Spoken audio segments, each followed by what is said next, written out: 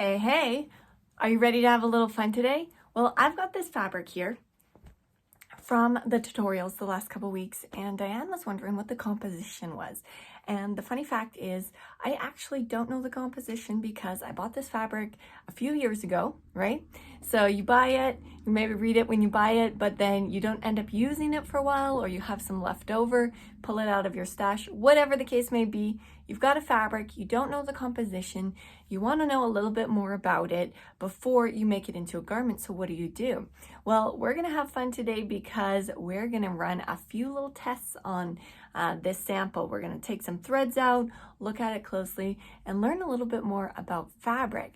So I always say it's more important to know these types of steps, to run tests like this, to find out about your fabrics, than to just memorize names. If you just know the names of the fabric, but you don't necessarily know the characteristics, or that same fabric is made in a totally different fiber, it can kind of handle, drape, react in your sewing, in laundering very different. So knowing the fibers first and foremost, then knowing how to kind of decipher how the textile is put together, so the different traits, about the different types, and I'm talking more about even the specific types of knit or weave, not just that there are knit fabrics and there are woven fabrics. Knowing a little bit more and be able to dive in a little bit deeper even into the type of yarns that are used to weave or knit these fabrics will help you know more about the fabric, how to use it, how to handle it, than any names ever will really tell you. So let's dive on in. So here's the sample swatch under my magnifying glass, and please don't judge my fingers and nails. I swear they're clean. It's just cherry season here, so I was cutting up a bunch of cherries yesterday and my hands are terribly stained, so that's why they look so rough. But as far as this fabric goes, it is definitely textured. Diane mentioned in her post that she's like, noticed that the fabric was textured, and it does have this texture to it. When I actually go though to kind of pull out a few threads and look at how these threads are interlocked, or the yarns rather, in the fabric, they are interlocked in a plain weave. So every thread tucks under or over the next one. So it's just like your classic interlocked weave, a plain weave. How you first learn it. But if we kind of stretch it, because it has this texture to it, it's a little bit bumpy. We stretch it, we can see that in this weft direction, so going crossways across the fabric, here's my selvage, every once in a while there's a thicker thread. So it kind of pops out a little bit more just because it's a thicker thread. And when I was pulling on these threads, I can see that there's a little bit of an elastic thread.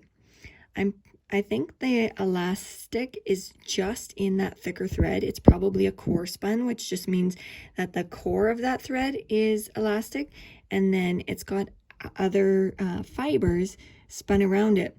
Now these fibers, if we kind of pull them apart, they're very long.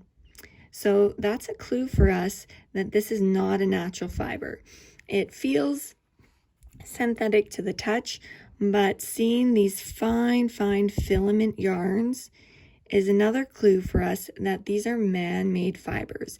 Just because the fibers come out of the machine, whatever way they're made, they can be as long as they want them to be, whereas natural fibers, they're only as long as, you know, the flax plant is tall, if we're talking about linen, or as long as the cotton fiber is, or even silk, for example, is considered a filament natural fiber just because it's so long, but it's that unwound fiber or thread in the cocoon, right, of the silk moth. So these are filament fibers, definitely. So at least in this thread, we've got 100% synthetic, but it's a blend with elastic and whatever else the fiber is. I was pulling a couple other threads out earlier, and they're all looking like this one, for example. It's not really twisted. That's another clue that it's a filament as filament threads because they're so long, they stay secure, or the fibers stay secure, even if the yarn itself doesn't have a lot of twist to it. Now, as far as the texture goes, since this is a synthetic fiber, I'm guessing that it was probably heated. So a thermal variation of texture. So they probably wove the fabric first in the flat, and then they would have dyed it. It's a little bit lighter on the back side, the print, so it was definitely colored. The threads were colored after the fact and pressed on from the top. So we've got the dye after the fact, and also the texturing done after the fact. So just because of that texture, that gives us a little bit of stretch. That one yarn did have the elastic in it, but the other yarns, if I unstretch so that it's kind of in its flat state, it really doesn't have any stretch to it. So I'm not sure why they correspond that elastic in that one yarn, because it's not like it's really doing anything in this fabric, because the other yarns don't have any stretch to them. The only reason why it feels like it has some stretch is because of the texturing. So just kind of think of it as when you like curl your hair, right? So you've got the full length of the hair, but you curl it and it shortens up. So this fabric is getting kind of scrunched up in the texture, and when you pull on that curl in your hair, it gets longer, it has some stretch to it, but the fibers themselves aren't actually stretching. It's just stretching because of the shape that it's taken on. So this fabric only has stretch because of the shape that it's taken on. And my guess would be that they textured or used a method with heat to reshape this textile, the surface of this textile, after it was woven. Now, this next little part is going to get a little crazy. So I'm going to say, don't try this at home, just for safety's sake.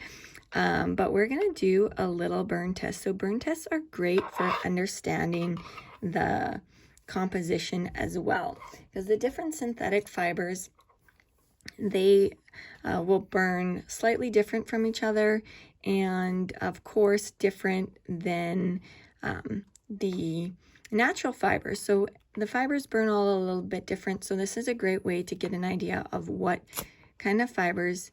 You can see here, as soon as I get the heat close to it, it really like melts and shrinks away. So that's another great clue that this is synthetic fibers.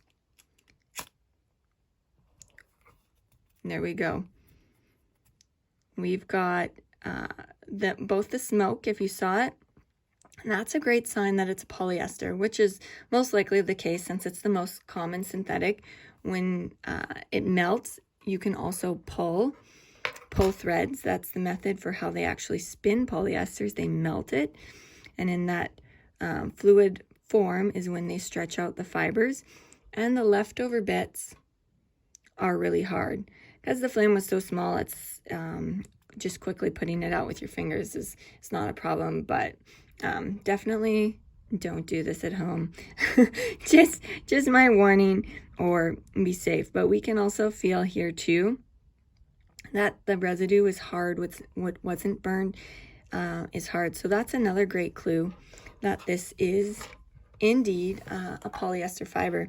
One funny thing, one day at school, we did a lot of these kind of burn tests at school when I was doing my apprenticeship in Germany for fashion design seamstress, and my classmate next to me, she like lit her whole swatch on fire. It's probably only like a quarter of the size of this swatch, just to see what would happen.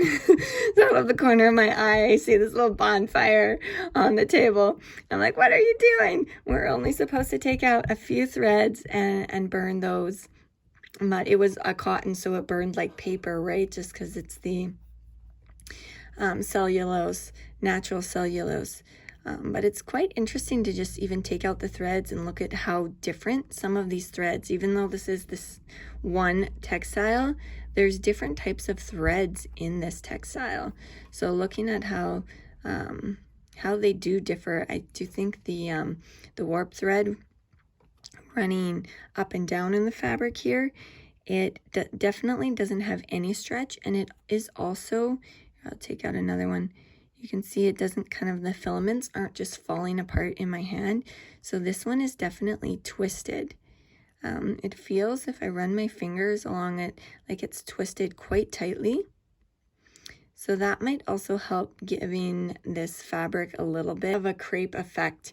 So I hope you enjoyed this exploration of our little sample swatch today and have learned a little something new. It really will take your sewing to the next level to understand fabric more in depth, and that's why it's just, I get excited talking about it, learning about it, and doing different kinds of tests on fabrics to understand them more, and why it's such a core part to even the program that I teach, my in-depth fitting fashion program for my private students, and what they get to learn with the entire garment making process, so that they can take their sewing where they want and make the kinds of garments that they want.